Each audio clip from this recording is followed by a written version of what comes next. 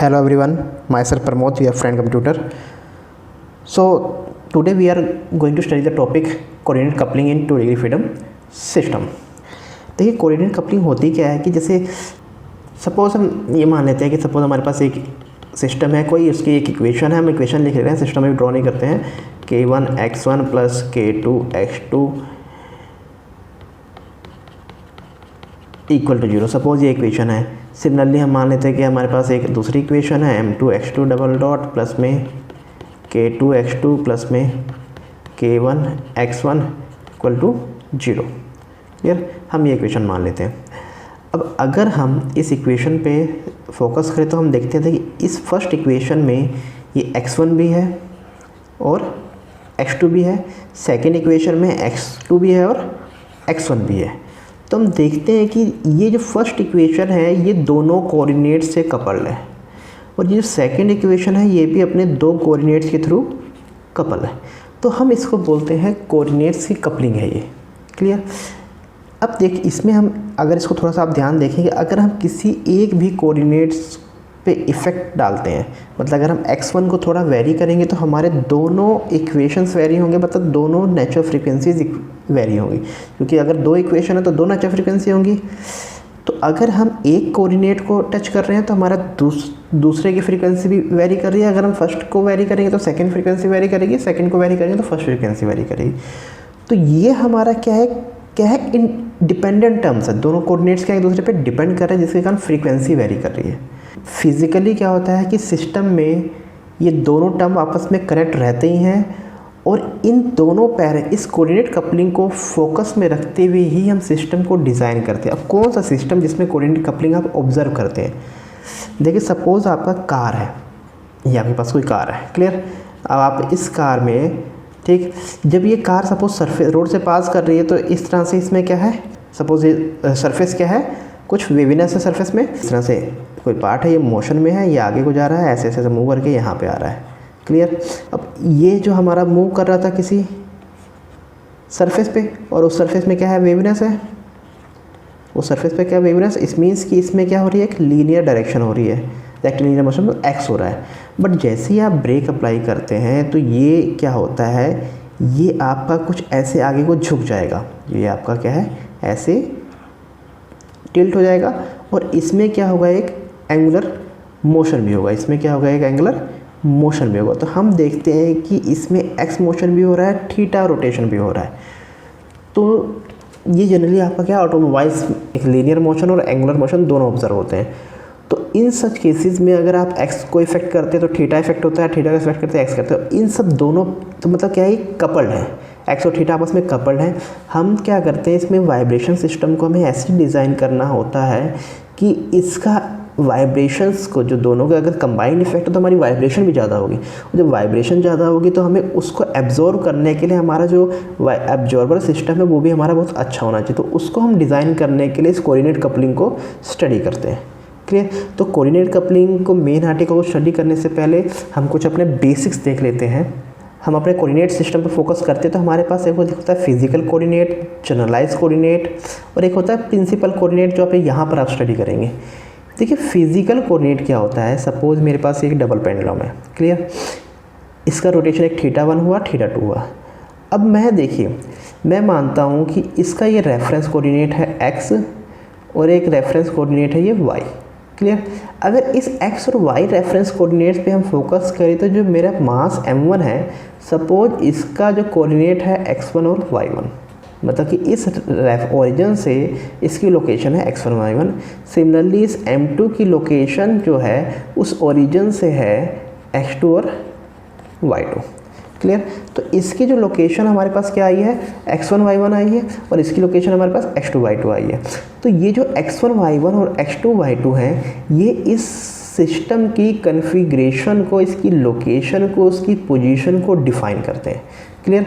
और इस केस में ये x1 y1 x2 y2 क्या है फिजिकल कोऑर्डिनेट्स, जो फिजिकली हमें अवेलेबल है। बट अगर हम और फोकस करें तो हम इस θ1 और इस θ2 जो रोटेशन है, क्लियर, इसके थ्रू भी क्या है, हम इसके सिस्टम को डिफाइन कर सकते हैं। और ये हमारा मिनिमम नंबर्स में है, x1 y1 x2 y2 हमारे पास 4 पैरामीटर्स हैं, बट यहाँ पे θ1 θ2 हमारे पास क्या है 2 पैरामीटर्स है। और ये हमारे पास क्या मिनिमम पैरामीटर्स हैं या मिनिमम इंडिपेंडेंट कोऑर्डिनेट्स हैं जो सिस्टम की कन्फिग्रेशन को डिफाइन करते हैं। तो जो मिनिमम इंडिपेंडेंट कोऑर्डिनेट्स होते हैं उसको हम बोलते हैं जनरलाइज कोऑर्डिनेट्स। क्लियर। तो फिजिकल कोऑर्डिनेट्स क्या थे हमारे पास x1 y1 x2 y2, और जनरलाइज कोऑर्डिनेट्स क्या है हमारे पास θ1 θ2। तो जनरलाइज कोऑर्डिनेट्स आप ध्यान दीजिए, डिग्री ऑफ फ्रीडम को डिफाइन करने के लिए जनरलाइज कोऑर्डिनेट्स यूज़ किए जाते हैं। Minimum number of independent coordinates to define the या टू लोकेट द पोजीशन या मोशन ऑफ द सिस्टम। तो वो हमारे क्या होते हैं, वो जो इंडिपेंडेंट कोऑर्डिनेट्स हैं वो हमारे क्या है जनरलाइज कोऑर्डिनेट्स। क्लियर। और प्रिंसिपल कोऑर्डिनेट क्या होते हैं, हम लास्ट में अपने इस टॉपिक के लास्ट में इसको देखेंगे कि प्रिंसिपल कोऑर्डिनेट होते क्या हैं। तो देखिए x1 y1 x2 y2 ये हमारे क्या है physical coordinates, and the minimum number of independent coordinates required to define the motion are known as the degree of freedom, and these minimum independent coordinates are known as generalized. But generally ये independent होते नहीं हैं, ये हमेशा time पे depend करते हैं। Time is the only thing which are independent, others things are क्या है डिपेंडेंट है। बट हम ऐसा मानते हैं क्योंकि हर चीज़ टाइम पे डिपेंड है, तो हम ये मान लेते हैं कि इसको अगर टाइम को हटा दिया जाए तो वो हमारा जो θ1 θ2 क्या है वो क्या हमारा जनरलाइज कोऑर्डिनेट है। सो और इन दोनों फिजिकल और जनरलाइज को हम यूज़ करके किसी भी equation of motion of the system को हम ड्राइव कर सकते हैं। क्लियर। तो हम जनरलाइज कोऑर्डिनेट्स ही यूज़ करते हैं। क्लियर। ये तो हो गया आपके फिजिकल कोऑर्डिनेट और जनरलाइज कोऑर्डिनेट्स। ठीक। अब हम आगे आते हैं कि व्हाट इज़ कोऑर्डिनेट्स कपलिंग होती क्या है। ठीक है। अब देखिए यह हमारा क्या है एक स्प्रिंग मास टेम्पर सिस्टम है। इसमें दो जनरलाइज कोऑर्डिनेट्स हैं जो इसकी लोकेशंस को इसकी पोजीशन को डिफाइन कर सकते हैं। एक तो हमारे पास क्या है ये x2 और हमारे पास क्या है ये x1। क्लियर। अब ये जो सिस्टम मास है m1, इसकी डिस्प्लेसमेंट हुई x1, इस मास m2 की डिस्प्लेसमेंट हुई x2। तो इसके दो जनरलाइज कोऑर्डिनेट्स हैं x1 और x2, जो इसकी डिग्री ऑफ फ्रीडम मतलब कितनी होगी 2 हो गई। ठीक है। अब हम एक चीज़ थोड़ा आपको बताना चाहेंगे यहाँ पे कि सपोज ये हमारे पास है MIJ। अब MIJ को मीन्स क्या है, J क्या होती है जो इफ़ेक्ट प्रोड्यूस कर रहा है। क्लियर। I क्या रिप्रेजेंट कर रहा है ऑन, या फिर हम इसको बोलते हैं इफेक्टेड। ठीक है। जे हमारा आई पे इफेक्ट डालता है। क्लियर। सपोज मैंने लिखा M12, इसका मतलब है ये जो मास मेरा M2 है ये मेरा M1 पर कुछ इफेक्ट डाल रहा है। क्लियर। ठीक है। अगर मैं लिख दूँ M21, इट मीन्स कि मेरा जो मास 1 है वो 2 पे कुछ इफेक्ट डाल रहा है। क्लियर। अगर मैंने लिखा M11 मतलब ये इटसेल्फ है कि 1 का 1 पे ही इफेक्ट है। 22 लिखा मतलब 2 का 2 पर ही इफेक्ट है। तो इस तरह से हम मल्टी डिग्री ऑफ फ्रीडम में इन सब मासेस को, स्टिफनेस को, डैम्पिंग को रिप्रेजेंट करते हैं। MIJ मतलब कि हम सिंपल क्या है एक कोफिशिएंट के फॉर्म में इसको रिप्रेजेंट। अब मैं इसको यहाँ क्यों बता रहा हूँ, क्योंकि इसके थ्रू हम मैट्रिक्स फॉर्म में अगर हमें इक्वेशन लिखनी है तो हमें इस तरह से इसको पता होना चाहिए कि ये M12 21 M11 12 या फिर K11 K12 या फिर K21 या K22, इस तरह से हम क्या हमारी ये चीज़ें पता होनी चाहिए कि ये जो हमारा अभी सिस्टम देखा था हमने, इसका M1 का डिस्प्लेसमेंट x1 है, M2 का डिस्प्लेसमेंट x2 है, इस spring K2 x2 K1 x1। अगर हम ये हमारा क्या है डैम सिस्टम है, और इस डैम सिस्टम के लिए ये हमारी इक्वेशन ऑफ मोशन है। ठीक है। 1 मतलब 1 पे 1 का इफेक्ट x1 डबल डॉट 1 2। अब देखिए जब हमें यहाँ पे जो J है, जब J लूँगा तो उसका डिस्प्लेसमेंट लेंगे। J यहाँ पर 1 है तो 1 का डिस्प्लेसमेंट 1, यहाँ पे J2 है तो 2 का डिस्प्लेसमेंट 1 है तो 1 डिस्प्लेसमेंट, 2 है तो 2 डिस्प्लेसमेंट, 1 है तो 1, 2 है तो 2। इस तरह से आप थोड़ा इसको रिमेंबर कर सकते हैं। इसको आप ध्यान दे सकते हैं कि आपको इक्वेशन लिखते हुए क्या चीज़ कौन सा टर्म कैसे लेना है। तो M11 x1 double dot M12 x2 double dot C11 x1 C12 x2 dot K11 x1 plus में K12 x2 equal to 0। Equation first, similarly equation second. Clear. तो इस सिस्टम की ये इक्वेशन है और इस इक्वेशन को हम मैट्रिक्स फॉर्म में ऐसे लिखते हैं। तो ये ध्यान दीजिए, ये जो आपकी इक्वेशन है ये आपकी जनरल इक्वेशन है। क्लियर, हर सिस्टम के लिए एप्लीकेबल है 2 डिग्री के लिए। अगर 3 डिग्री होगी तो जैसे यहाँ पर ये आपका 2/2 की मैट्रिक्स है, 3 डिग्री होगी तो ये 3/3 की मैट्रिक्स हो जाएगी, 4 डिग्री होगा तो ये 4/4 की मैट्रिक्स हो जाएगी, लेकिन रहेगा आपका ये ऐसी। क्लियर, तो M11 12 21 22 और ये आपका x1 डबल डॉट, ठीक है, और ये आपका x2 double dot. Similarly C11 12 की मैट्रिक्स मतलब ये आपकी मास मैट्रिक्स होगी, ये आपकी डैम्पिंग मैट्रिक्स होगी, ये आपका स्टिफनेस मैट्रिक्स होगी, ये आपका इनर्शिया वेक्टर हो गया, ये आपका वेलोसिटी वेक्टर हो गया, ये आपका डिस्प्लेसमेंट वेक्टर हो गया। क्लियर, तो ये तो हमारी हो गई अब जो इक्वेशन, जो जनरल इक्वेशन है। अब देखिए जो हमारा डैम सिस्टम है इसमें 3 टाइप्स की कपलिंग अपीयर्स होती है। पहला होता है हमारा मास और डायनेमिक कपलिंग, डायनेमिक और मास कपलिंग। देखिए डायनेमिक और मास कपलिंग का मतलब है कि जो हमारा मास मैट्रिक्स है कि हमारे नॉन डायगोनल मैट्रिक्स है और अदर जो मेरे डैम्पिंग और स्टिफनेस मैट्रिक्स हैं ये क्या है, मेरे डायगोनल है। क्लियर, ये जो मेरे हैं ये डायगोनल है, मतलब यहाँ पर क्या है, ये 0 टर्म है। क्लियर, अगर इस तरह से अपीयर होता है कि मास मेरा नॉन डायगोनल है, अदर्स डैम्पिंग और स्टिफनेस मैट्रिक्स क्या है, मेरी डायगोनल है। क्लियर, तो इसको हम बोलते हैं डायनेमिक और मास कपलिंग। ठीक है, मतलब मास के थ्रू अगर आप देखें ये जो सेकंड का मास, सेकंड का इफेक्ट पहली वाली इक्वेशन में भी आएगा और सेकंड वाली इक्वेशन में भी फर्स्ट का इफेक्ट आएगा। ठीक है, मतलब अगर हम पहली इक्वेशन लिखेंगे फर्स्ट इक्वेशन तो उसमें सेकंड मास का इफेक्ट आ रहा है, और सेकंड वाली इक्वेशन लिखेंगे तो उसमें फर्स्ट वाले मास का इफेक्ट आ रहा है। मीन्स दोनों इक्वेशन में दोनों मास का इफेक्ट आ रहा है, इसलिए से मास कपलिंग बोल रहे हैं। क्लियर, फिर आता है स्टैटिक और स्टिफनेस कपलिंग। इसमें क्या होता है, हमारा स्टिफनेस मैट्रिक्स नॉन डायगोनल हो जाएगा, बाकी मेरा मास और डैम्पिंग मैट्रिक्स जो है क्या हो जाएगा, डायगोनल हो जाएगा।